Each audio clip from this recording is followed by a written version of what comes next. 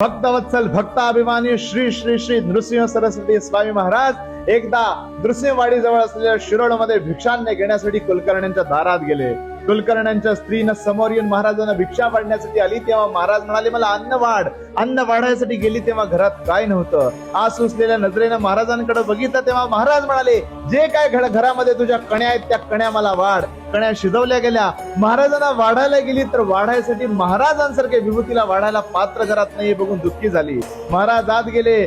खळगा असलेल्या दगडाला त्या पाषाणामध्ये कण्या शिजवून वाढल्या गेल्या आणि त्या कण्या महाराजांनी खाल्ल्या. तुझ्या घरामध्ये कधीही अन्नाचा तुटवडा भासणार नाही म्हणून त्या पाषाणावर महाराजांनी हात मारला. म्हणून आजही त्या घरात तिथं गेला. वाडीजवळ असलेल्या शिरोडमध्ये कुलकर्ण्यांच्या घरात जर गेला तर आपल्याला त्या मंदिरामध्ये दत्त भोजन पात्र म्हणून ते पात्र दत्त महाराजांनी श्रीमान नृसिंह सरस्वती स्वामी महाराजांनी हात उठवलेलं पात्र आपल्याला दिसेल. म्हणून समस्त देशामध्ये आपण दत्त महाराजांच्या दर्शनासाठी जेव्हा जाता तेव्हा महाराजांच्या पादुका आपल्याला दिसतात. पण जेव्हा शिरडमध्ये आपण जाता तेव्हा त्या ठिकाणी नृसिंह सरस्वती स्वामी महाराजांचा हात उठलेला आपल्याला दिसेल. म्हणून भक्तवत्सल भक्ताभिमानी भगवंत आपला पाठीराखा असतो. आपल्या केलेल्या कण्याही त्याला चालतात. म्हणून भोळ्या भक्तीनं त्याची सेवा करा. सदैव भगवंत आपल्या पाठीशी राहील. श्री स्वामी समर्थ. श्री गुरुदेव दत्त.